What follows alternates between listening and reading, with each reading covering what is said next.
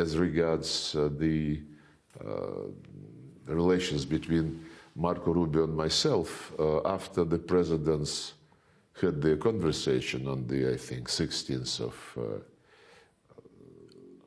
October. Is it? This was Thursday, and 3 days later, on Monday, Rubio called me. We had a conversation, very specific, where I reconfirmed our full adherence to what was discussed in Alaska and to what understandings, clear understandings, the presidents reached at that time. As you know, President Trump praised the Alaska meeting repeatedly, that this was a very good meeting, that it set the stage, laid the foundation. He said there are few issues to be fine-tuned, but this could be done easily. One issue is important, he said in his comments about the outcome of Alaska, but this important issue is absolutely subject to finding a solution, which is absolutely our assessment. After we talked with Marco Rubio regarding following up on the results of Alaska, he did not mention any new meetings or conversations, and I did not raise the issue because the entire initiative was coming from the United States, and we would be, I thought we would be ready to move as the Americans feel comfortable for themselves. Then the State Department issued a communique about our phone conversation, if I remember right, which said that we had productive discussion with Marco Rubio, and at this stage there is no need in a personal meeting between the Secretary of State and the Foreign Minister of Russia. So I concluded that the meeting was really good if they made such a comment. And I understand what is behind it. Behind it is the clarity with which we discussed the necessary steps together with Marco Rubio, steps which the Russian Federation and the United States can take to implement very clear, very blunt understandings reached in Alaska. President Putin said that he is ready to cooperate on the basis which was on the basis of the concept and the framework which the envoy of President Trump brought to Moscow, and which they continued to discuss in Alaska. President Putin said that we are ready to accept your concept, and that's how we believe we can move in specific terms on the basis of what you proposed. Then there was no direct response. They agreed that they should take some time to think about it. From the diplomatic point of view, we don't want to interfere in their internal considerations. We don't want to create some discomfort for the United States, which is under huge, unbelievable pressure from the European hawks, from Zelensky and others who don't want to have any American-Russian cooperation on anything. So there are enough people who are not very polite and who impose themselves upon Washington politicians and use each and every means to undermine the process which could have achieved its goals some time ago. In Anchorage, I almost quoted, he said, "We had an extremely productive meeting and many points were agreed to. There are just a very few that are left. Some are not significant. One is probably the most significant, but we have a very good chance of getting there." That was his statement at the press conference in Anchorage. So he went public with this assessment, which fully coincides with our assessment. And the very significant statement was made on the 16th of August, when he came back to Washington from Alaska, and he said, "A great and very successful day in Alaska.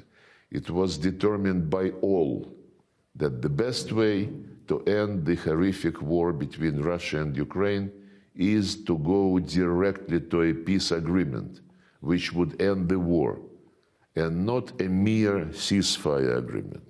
This is key. He answered to all those who were, since the probably beginning of spring this year, they radically changed their rhetoric, and if before they were saying, no cessation of hostilities, Russia must be defeated, strategic defeat, and so on and so forth. Then, as of spring, about that time, they started saying immediate ceasefire without any precondition. And they continue to sing this song until now. Rutte, Macron, by the way, Macron, when they shifted to this logic, ceasefire, stop the killings without preconditions, and then we'll see how it goes. And Macron was asked whether this cessation of hostilities, ceasefire, includes the pause in providing weapons to Ukraine. He said, no, it does not. No preconditions at all. So when President Trump, after Anchorage, bluntly, publicly stated that in his conviction, it is not a ceasefire, but a sustainable, durable peace, which, as he said, must be a long-term peace, a very long-term. And another quotation, we are not talking about a 2-year peace and then we end up in this mess again. When people now say nothing but a ceasefire, immediate ceasefire, and then history would judge, it's a very radical change. So, but this also means that the Europeans, they don't sleep, they don't eat, they try to twist the hands of this administration. So this is all reflected in many discussions. President Putin addressed this issue regularly when he is asked by journalists, or when he meets with President Trump, or with Prime Minister Orban, Prime Minister Fico, all those who are interested in talking to Russia, better understanding Russia's position, they always have a chance, an opportunity to come and discuss whatever is of interest. We long ago reached agreement with our Hungarian colleagues that there would be no emotions, that there would be honest reading and rethinking of history. When President Putin was in Budapest long ago, 2006, he laid flowers to the monument to the victims of 1956 events. And just recently, he was in Eastern Economic Forum in Vladivostok, I think 2 years ago, in 2023.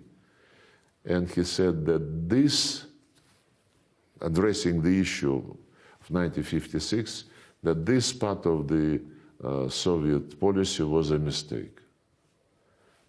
And they don't have any difference on assessing those events with Prime Minister Orban. But they, as I said, they don't need to ignite emotions around this issue, though maybe some people in Hungary and in Russia, especially those who emigrated, maybe they would like to drive a wedge in our relations and to try to steer this history, but the leaders of Russia and Hungary, they know better. This is part of history. We gave our assessment, Hungary gave its assessment, and we now live a new life, remembering about all periods of our history there were, and they do not prevent us from develop mutually beneficial cooperation politically, economically, technologically, and other ways. Many people said that invitation to Budapest, the meeting there, would basically mean that that it is a humiliation, because Budapest already was once the place where guarantees to Ukraine was signed, and it will be a very bad memory association. People who say so, they never read the Budapest Memorandum. The Budapest Memorandum says that Ukraine, as other former Soviet republics who refused to have nuclear weapons, would receive guarantees. Guarantees as the nuclear powers give to non-nuclear states. That's it. President Trump suggested to President Putin to meet in Budapest. President Putin said, yes, let's go into the preparatory work. We had a good conversation with Marco Rubio. The initiative was on the part of the United States. You know, the initiative is there, and we are polite people. And when we are invited, we say, yes, let's agree how and where and when. And when this invitation is cancelled, as President Trump said yesterday in the White House, later they said that cancel means postpone. It's up to those who initiated the process.